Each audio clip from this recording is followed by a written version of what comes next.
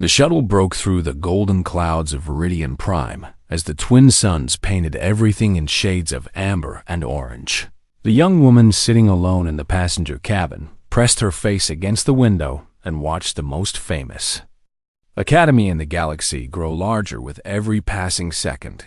Kira Vance had spent 3 years preparing for this moment. 3 years of training and planning and becoming someone else entirely now as the crystalline towers of the Astral Covenant. Academy rose from the mist below her. She felt her heart beating faster than she wanted to admit. The Academy was even more beautiful than the pictures had shown. Massive spires of glass and silver metal reached toward the sky like fingers trying to touch the heavens. Floating platforms drifted between the buildings, connected by bridges of light that shimmered and pulsed with energy. Gardens hung suspended in the air, filled with plants from 1,000 different worlds.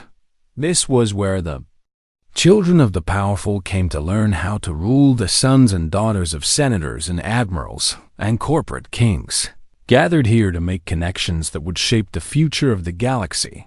Families paid fortunes to secure admission, while others spent generations building the political influence necessary to earn a place. Kira had none of that. Her admission file told a simple story. She came from a mining colony in the outer reaches, where people worked themselves to death extracting minerals from frozen rocks. A mysterious scholarship fund had paid her way, and that was all anyone needed to know. Shuttle touched down on a landing platform of polished white stone, and Kira gathered her single bag of belongings. She wore plain gray clothes that marked her as someone of no importance. Her dark hair was pulled back in a simple style, and she carried herself with the careful posture of someone trying not to be noticed. She stepped off the shuttle into air that smelled of exotic flowers and wealth around her. Clusters of students moved across the plaza in groups defined by species and status. She saw the blue-skinned Therians with their silver hair and arrogant bearing. She saw the massive Thornians covered in natural armor that gleamed like polished wood. She saw humans dressed in fabrics that cost more than most families earned in a year. Conversations paused as she walked past. Eyes swept over her, assessed her plain appearance, and found nothing worth remembering. She was dismissed in heartbeats by people who had learned from birth to judge others by the power they represented. Kira allowed herself a tiny smile that no one saw. Let them look past her.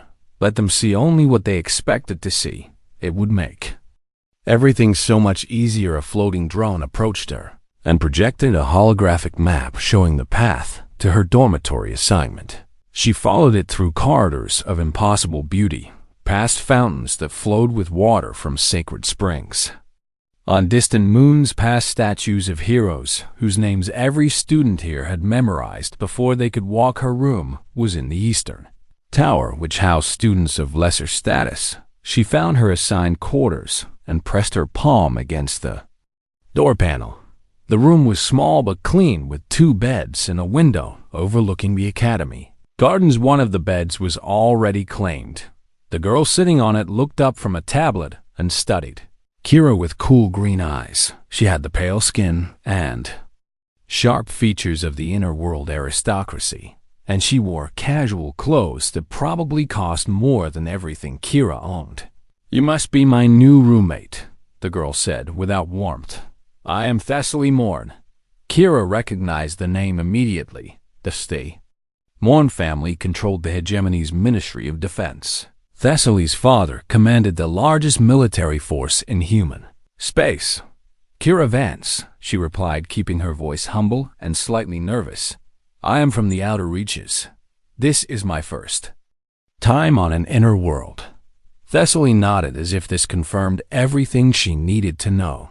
"The bathroom is through that door. Breakfast is served at 7, and classes begin at 8. I suggest you study the academy rules carefully. They do not tolerate mistakes from scholarship students." "Thank you," Kira said. "I will try not to cause any trouble." She unpacked her few belongings while Thessaly returned to her tablet. The silence between them was heavy with unspoken assumptions. Thessaly saw a girl From nowhere who had somehow stumbled into a world she did not belong in. She saw someone to be tolerated, but never truly accepted. Kira saw something different. She saw the way. Thessaly's hands trembled slightly when she thought no one was watching. She saw the tension in her shoulders and the shadows under her eyes. That makeup could not quite hide. She saw a girl carrying secrets of her own. Over the following days, Kira learned the rhythms of academy life. She attended classes on galactic history and political strategy and advanced combat techniques. She sat in the back and took careful notes and answered questions correctly, but never brilliantly. She made herself forgettable, but she watched. She watched everything. She noticed how the students sorted themselves into factions based on family alliances that stretched back generations. She noticed the subtle power games played in dining halls and study rooms. She noticed which professors held real influence and which were merely decoration. She noticed the Therian prince named Varric Solon, who walked through the academy as if he owned it. His family controlled vast territories in the outer systems, and his silver hair and cruel smile made him the center of every room he entered. When he laughed at some joke, his companions all laughed with him, even when nothing funny had been said. When Varric's eyes passed over Kira, she felt something cold move through her chest. Something that had been sleeping for 3 years stirred, and she had to force herself to look away. Not yet, she told herself. The time would come, but not yet. She noticed too a boy who did not fit the patterns. His name was Milo Ashford, and unlike the others, he carried no family power. His father had been a diplomat. Before some scandal destroyed his career, Milo remained at the academy only because his own brilliance made him too valuable to discard. He had dark eyes that saw too much, and he watched Kira the way she watched everyone else. That made him dangerous one. Evening, she found him waiting outside her dormitory building. He leaned against the wall with his arms crossed and something like amusement on his face. "You are very good," he said, "but not perfect. Your accent slips sometimes when you are tired. And you move like someone who has had real combat training, not the kind they teach in mining colonies." Kira felt her pulse quicken, but kept her expression calm. "Everyone here pretends to be something they are not. I'm just better at it than most." Milo studied her for a long moment. Then he laughed, and the sound was genuine and surprised. "Fair enough, Kira Vance. Keep your secrets, but know that you are not the only one collecting them." He walked away into the evening, leaving Kira alone with the weight of her mission pressing down on her shoulders. She looked up at the twin moons rising over the academy towers and thought about everyone she had lost. 3 years ago, her life had ended in fire and betrayal. The girl she had been died with, her mother and her father and everyone she had ever loved, the woman who called herself Kira Vance, had risen from those ashes. She had trained in hidden camps and studied with teachers whose names were never spoken. She had learned to fight and to lie and to wait. Now she was finally here, inside the walls where her enemies felt safe. They did not know who she truly was. They did not know what she had come to don't. When they finally learned the truth, it would be too late to stop her. The weeks passed like water flowing through her fingers, and Kira settled into the rhythm of her double life. By day, she was the quiet scholarship student who attracted no attention and made no waves. By night, she gathered information piece by piece, building a picture of the conspiracy that had destroyed her family. Her roommate Thessaly remained distant, but not unkind. The daughter of the defense minister kept to herself and spent long hours studying alone. She rarely joined the social gatherings, where other elite students displayed their wealth and connections. Kira found this interesting. Most students at the academy fought desperately for status, but Thessaly seemed to want none of it. One night, Kira pretended to sleep while watching through barely open eyes as Thessaly received an encrypted message on her personal device. The girl's face went pale as she read it, and her hands shook so badly she nearly dropped the tablet. She deleted the message immediately and spent the rest of the night staring at the ceiling. Another secret, another mystery to file away for later. Kira also learned more about Zara Cathvalis, the third member of their small social circle. Her family controlled the fuel refineries that powered most of the galaxies. Starships, without Cathvalis, fuel the economy would collapse and the military would grind to a halt. Zara was beautiful and confident and smiled at everyone with practiced warmth. But Kira noticed how her eyes tracked conversations across the room. Always calculating, always measuring. She received messages at odd hours, just like Thessaly, and her replies were always carefully encrypted. The combat training classes became the center of Kira's attention. The academy taught advanced fighting techniques. From dozens of different species and cultures, students sparred with practice weapons that delivered painful but harmless shocks on contact. The instructors pushed them hard, believing the future leaders must understand violence even if they never had to use it themselves. Kira had to be careful here. Too much skill would raise questions. Too little would seem false to anyone watching closely. She calibrated her performance to appear talented but raw, someone with natural ability but no formal training. Commander Aldrich ran the combat program. He was a tall man with gray hair and scars on his hands that spoke of decades of real fighting. His eyes were sharp and missed nothing, and Kira felt his gaze on her more often than she liked. He watched her as if trying to solve a puzzle he could not quite see. During one sparring session, Kira faced a Thorian student nearly twice her size. The alien species was known for their incredible strength and natural armor, and most human students struggled against them. Kira let the Thorian drive her back across the practice ring. She stumbled and recovered and seemed barely able to defend herself. But she was actually studying her opponent, learning its patterns and rhythms. When the moment came, she slipped past its guard with a technique she had learned in the hidden camps. A simple redirection of force that used the Thorian's own momentum against it. The massive student stumbled, and Kira's practice blade touched its neck before it could recover. Match to Vance, the instructor announced. The Thorian stared at her with something like respect in its deep-set eyes. But Kira was watching Commander Aldrich. His face had gone still and thoughtful. She had made a mistake. The technique she had used was not taught at the academy. It came from a different tradition, one that had died with the soldiers who had served her mother. That night, she varied her route back to the dormitory, taking paths she had not used before. She needed to think about whether her cover was compromised and what she should do if Aldrich began asking questions. She was so lost in thought that she almost walked past Milo Ashford. He sat on a bench in one of the academy's smaller gardens, reading from a tablet by the light of floating lamps. "Interesting performance today," he said without looking up. "That technique you used against the Thorian, I have seen it before in old combat recordings from the war." Kira stopped walking. She could deny everything, or she could try to redirect his attention. But something in his voice told her that simple lies would not work with this one. "What war?" she asked carefully. Now Milo looked up, and his dark eyes were serious. "The purge 12 years ago, when the council decided that certain military families had grown too powerful. They sent ships against their own people, destroyed entire fleets, killed thousands of soldiers who had committed no crime except being loyal to the wrong commanders." Kira felt cold. That was a long time ago. Not so long. Some of us remember my father was a diplomat. Then he tried to negotiate peace, tried to prevent the massacre. They destroyed his career for it, called him a traitor because he believed in talking instead of killing.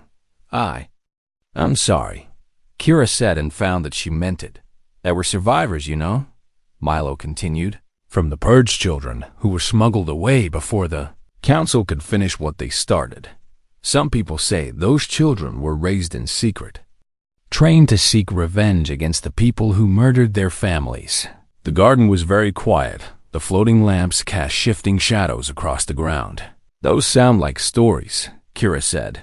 "The kind people tell to make themselves feel like justice is possible." "Maybe." Milo stood and tucked his tablet under his arm. "But I have always found that the most interesting stories turn out to be true." He walked past her and paused, just for a moment. Be careful, Kira. Vance Commander Aldrich is not the only one who noticed your performance today, and some of the people watching have far more dangerous questions than I do. Then he was gone, leaving her alone in the garden with her heartbeat loud in her ears. The next morning, she received a summons to meet with the Academy's disciplinary council. She sat in a cold room while 3 administrators asked her questions about her background and training. She answered calmly, telling the same lies she had prepared years ago. They seemed satisfied. Her scholarship records showed nothing unusual. Her references from the outer reaches were properly forged. She was released with a warning to remember that the Academy had standards and that students from lesser backgrounds needed to work twice as hard to meet them, but Kira knew she was running out of time. The closer she got to the truth, the more attention she would attract. She needed to find the evidence she had come for before someone uncovered who she really was. That night, she used the access code she had stolen to enter the Academy's restricted archive. It was a vast chamber filled with data crystals containing information that the powerful did not want anyone to see. She searched for hours, finding hints and fragments, but never the complete picture she needed. The conspiracy was real. She was certain of that now. The same people who had ordered the purge were planning something new, something that would make the first massacre look small by comparison, but the details remained hidden behind encryption she could not break and security systems she could not bypass. As dawn approached, she returned to her dormitory and found Thessaly awake and waiting. "No, you have been sneaking out," Thessaly said. Her voice was quiet but steady. "I do not know what you are looking for, but I think we might be looking for the same thing." Kira studied her roommate and saw fear and determination fighting for control of her face. "What do you mean?" she asked. "My father," Thessaly said. "I have learned things about him, terrible things about what he has done and what he is planning to do. I cannot live with it anymore. I need to find proof, and I need help." For a long moment, neither of them spoke. Then Kira sat down on her bed and made a decision that would change everything. "Tell me," she said. The annual Tournament of Ascension arrived with ceremony and spectacle that Kira had never seen before. Banners flew from every tower and crowds gathered from across the galaxy to watch the students compete. Families sent representatives to observe their children and make the political deals that happened in the shadows of every great event. The tournament tested strategy and diplomacy and combat. Students competed in brackets that had been carefully arranged by administrators who understood that even games carried political weight, who faced whom and when could send messages that echoed across the halls of power. For years, Kira had planned to perform adequately and forgettably as she had in everything else. But when she saw the combat bracket, her plans crumbled to dust. Her opponent in the 3rd round would be Varric Solon, the Therian prince whose family had given the orders that destroyed her home. She stared at his name on the display screen and felt something wake inside her that she had kept sleeping for 3 years. Memories of fire and screaming, and the last time she had seen her mother's face rose up unbidden her. Mother had been beautiful and strong, a commander who had led her ships with honor and protected the colonies that depended on her. She had believed in the hegemony and served it faithfully.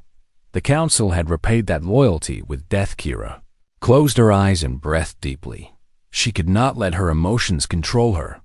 Not now, not when she was so close to everything she had worked for. But when the day of the match arrived and she stepped into the arena to face Varric Solon, all her careful planning meant nothing. The arena was a circle of white sand surrounded by thousands of spectators. Floating cameras broadcast the fight to screens across the Academy and beyond. Varric stood across from her with his silver hair gleaming and his cruel smile firmly in place. He looked at her the way he looked at everything beneath his notice. "I do not know why they matched me against a scholarship student," he said, loudly enough for the nearby cameras to hear. But I suppose even charity cases need to learn their place. The crowd laughed at his joke. They always laughed at his jokes, Kira said. Nothing. She held her practice sword loosely and watched him with eyes that had gone very still. The signal sounded and Varric attacked. He was good. She had expected that the Therian nobility trained their children in combat from the time they could walk, and Varric had clearly taken his lessons seriously. Drove her back across the arena with powerful strikes, each one designed to end the fight quickly. He wanted to humiliate her to show everyone watching that she did not belong in his world. Kira let him push her. She gave ground and deflected his attacks and let fear show on her face. The crowd began to lose interest. Another easy victory for the prince. Nothing worth watching. Then something shifted later Kira would not be able to explain exactly what happened. One moment she was playing the role of the overmatched scholarship student. The next, she was remembering her mother's voice teaching her to hold a blade for the first time. She remembered the smell of smoke and the sound of alarms and the way her father had looked at her just before he pushed her into the escape pod that saved her life. She remembered the names of everyone who had died that day, names she carried like stones in her heart, and she stopped pretending. Her first real attack caught Varric completely by surprise. She moved with speed and precision that should have been impossible for someone with her background. Her blade found his defenses and slipped through them like water through cracks in stone. He stumbled back, and she followed every technique she had learned in the hidden camps flowed through her now. 3 years of training for this moment. 3 years of waiting and planning and holding herself back. She took him apart, not with rage or brutality, but with cold surgical efficiency. She dismantled his defenses piece by piece. She showed him and everyone watching that his skill was nothing compared to what real training could produce. When he finally fell to the sand gasping and defeated, Kira stood over him and felt the weight of a dozen years of grief pressing down on her shoulders. She looked into his eyes and saw fear there. For perhaps the first time in his privileged life, Varric Solon was afraid. "You do not know who I am," she said, quietly enough that only he could hear. "But you will." Then she walked away, leaving him on the ground with his pride in ruins. The arena was completely silent. No one had expected this. No one could explain what they had just witnessed. Kira felt eyes on her from every direction. She saw Commander Aldrich watching with a face gone pale. She saw Milo Ashford standing in the crowd with sudden sharp understanding in his expression. She saw Thessaly gripping the railing in front of her with white-knuckled. And she had made a terrible mistake. The mask she had worn for weeks was cracked beyond repair. Everyone would have questions now.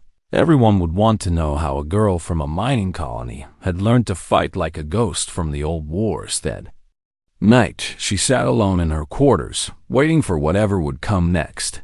Thessaly had not returned, and Kira did not know if her roommate had gone to report what she had seen. A message appeared on her personal device, 3 words and a time rooftop. Midnight alone. She should have ignored it. She should have fled the academy while she still could. But something in her was tired of running, tired of pretending, tired of being alone with her secrets. She went to the rooftop. Commander Aldrich was waiting for her. He stood at the edge of the platform, looking out at the lights of the academy, spread below like a fallen galaxy. His hands were clasped behind his back, and his shoulders carried the weight of old memories. "I served with your mother," he said without turning around. "On the Defiant before the Purge, I was her second in command. I was there when the Council ordered her ship destroyed with all hands aboard." Kira stopped breathing, including her daughter. Aldrich continued, "A girl of 12 years old who was supposed to die with everyone else, but somehow did not." He turned to face her, and she saw tears on his weathered cheeks. "I have waited 12 years for you, Lyra's child. I knew you would come someday. I just did not know when." "How long have you known?" Kira asked. "I suspected from your first day. Something in how you moved, the way you watched everything. I thought I was imagining things. But after today," he shook his head, No one else fights the way your mother taught. No one else remembers those techniques. Are you going to turn me in? No. He stepped closer, and she saw grief and hope warring in his eyes. I'm going to help you, because the people who killed your family are planning something worse, and someone needs to stop them. Kira felt the walls she had built around herself beginning to crack. Tell me, she said, and in the darkness of the rooftop, with the stars wheeling overhead, Commander Aldrich told her everything he knew about the conspiracy that was about to tear the galaxy apart. The conspiracy was larger than Kira had imagined. A shadow council within the council made up of the most powerful families in the hegemony. They had grown tired of sharing power with the institutions that limited their control. They wanted to return to the old days when a handful of dynasties ruled everything and everyone else simply obeyed. Their plan was elegant in its horror. They would stage a false attack on one of the core worlds, something terrible enough to justify declaring martial law across the entire hegemony. Emergency powers would flow to the military, which the conspirators controlled. The elected bodies would be suspended indefinitely. By the time anyone understood what had happened, it would be too late. Commander Aldrich had been gathering evidence for years, but he could not act alone. He was watched constantly, and any move he made would be traced back to him immediately. He needed someone outside the system, someone the conspirators did not know about, someone like Kira. Over the following weeks, they built a careful alliance. Milo Ashford joined them, bringing his brilliant mind and his network of informants throughout the academy. His disgraced father had taught him to see the corruption hiding behind polished facades. Thessaly Morn joined them too, bringing something even more valuable. She brought access. Her father trusted her with codes and information that no one else could obtain. She brought this offering wrapped in shame and determination.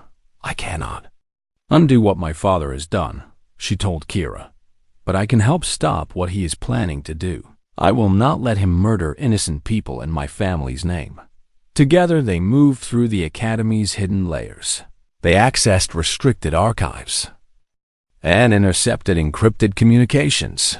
They mapped the conspiracy's network and identified its key members. The picture that emerged was terrifying. The attack would come during the centennial celebration, when representatives from every world in the hegemony gathered on the capital planet. A bomb would destroy the Grand Assembly and kill thousands. The conspirators would blame rebel factions from the outer systems and use the outrage to seize total control. The celebration was 3 weeks away. They worked frantically to gather proof. They needed evidence that could not be denied or explained away. They needed something that would expose the truth before it was too late, but they were not as careful as they believed. Zara Kethvelis had been watching them from the beginning. Her family stood to gain enormously from the conspiracy. Their fuel monopoly would become even more valuable under martial law. And Zara was not the empty-headed socialite she pretended to be. She was her family's eyes and ears at the academy. She followed them. She recorded their conversations.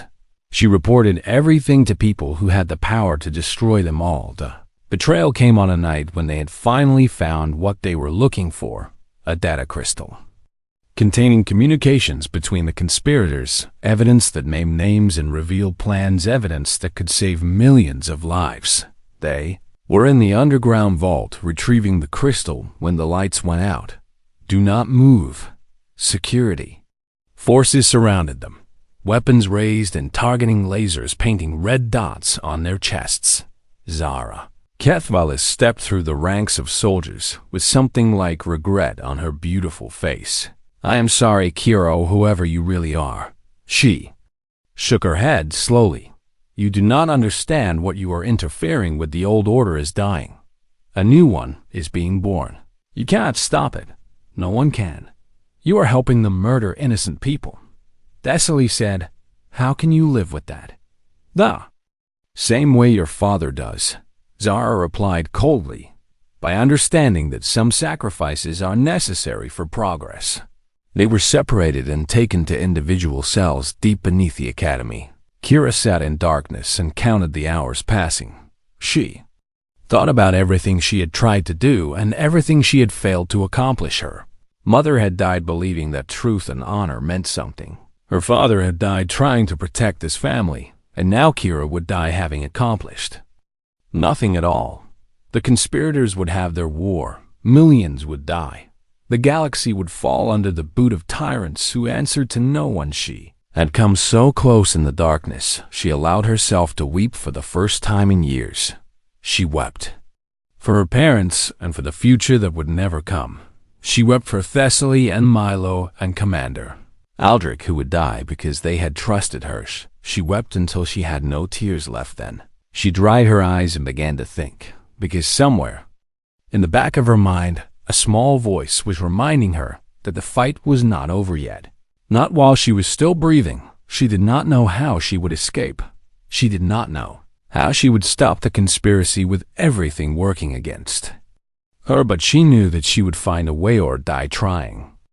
The cell door opened, and Kira tensed, expecting guards or executioners.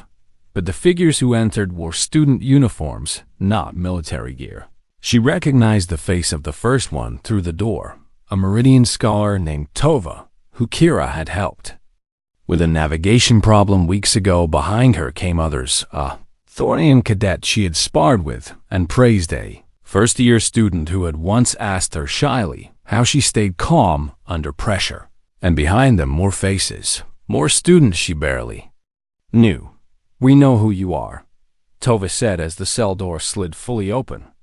"Milo told us everything before they took him. He sent messages to everyone he trusted about your mother, about the conspiracy, about what you came here to do." Kira stared at them. "You cannot fight the council, not like this. They will destroy you all." "Maybe." Tova smiled, and it was fierce and unafraid. "But humans have a saying: tyrants do not fall to single heroes. They fall to ordinary people who refuse to look away." They had prepared carefully. While Kira sat in darkness, they had organized students who were tired of corruption. Students who had lost family members to the conspirators. Students who simply believed that the truth mattered more than power. They freed Milo and Thessaly from their cells. Commander Aldrich had already escaped on his own, taking advantage of contacts he had cultivated over decades. Together, they moved through the academy in the hours before dawn, using access codes and secret passages that the security forces did not know about. The communication array was their target. The conspiracy depended on controlling information. If they could broadcast the evidence to every corner of the galaxy, the conspirators would lose their greatest weapon, the lie that had kept them safe. They reached the array just as the sun began to rise. Security forces tried to stop them, but Thessaly used her father's own command codes to lock them out. Milo cracked the encryption protecting the broadcast systems, and Kira stood before the cameras and told the truth. She told them her real name. She told them about her mother and father and everyone who had died in the purge. She told them about the conspiracy and the false attack being planned. She showed them the evidence that proved everything. "The people who rule you are planning to murder thousands of innocent lives," she said to an audience of billions. "They want to use your fear to steal your freedom. They think you will. Let them do it because you are afraid to fight back." She paused and looked directly into the camera, as if she could see every single person watching. "My mother believed that truth was stronger than lies. She believed that ordinary people would stand up for what was right if someone just showed them the way. She died for that belief. Today we find out if she was right."